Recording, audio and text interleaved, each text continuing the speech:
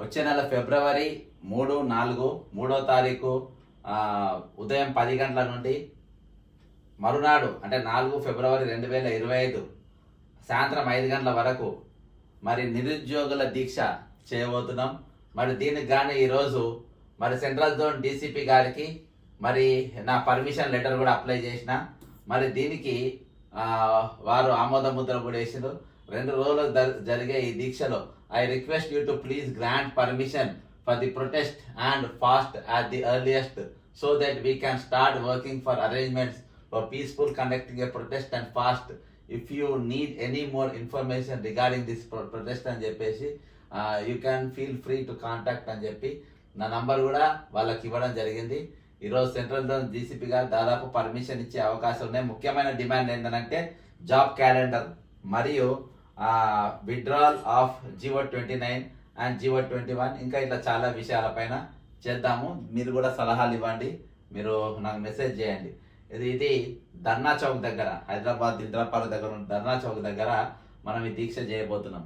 ముఖ్యంగా మనము పరీక్షలు వచ్చినప్పుడు లేకుండా నోటిఫికేషన్ పడ్డప్పుడు మెడల్ మీద దాకా వచ్చినాకనే మనం స్పందించడం వల్ల దానిపైన ఒక ఉద్యమం రూపకం మనము రూపొందించినప్పుడు సమయం తక్కువ ఉంటే ఒక దిక్కు ఎగ్జామ్ కాబట్టి ప్రభుత్వం కూడా స్పందించే 2 రోజులు అయితే ఎగ్జామ్ అయిపోతులే అనే తీరుగా వాళ్ళు నిర్లక్ష్యంగా వ్యవహరిస్తున్నారు.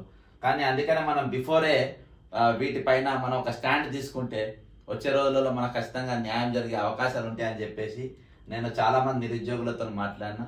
ఈరోజు ఎక్కడ కూడా నిరుద్యోగుల ఇష్యూ పైన కానీ లేకుంటే ఖాళీల పైన కానీ ఎక్కడ కూడా ఒక చర్చ జరుగుతలేదు. వాళ్ళకు అవసరం ఉన్నప్పుడు మాత్రమే జరుగుతూ ఉన్నారు, వేరే సమయంలో జరుగుతలేరు.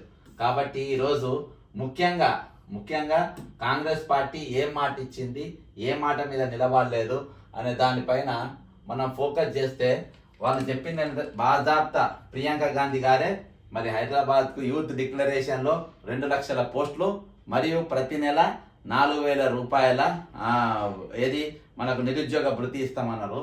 అది ఇప్పటి వరకు రూపాయి ఇవ్వాలి. అంటే ఒక ప్రియాంక గాంధీ గారు చెప్పిందే ఇప్పటి వరకు జరగలేదంటే ఇక రేపటి పరిస్థితి చూడు.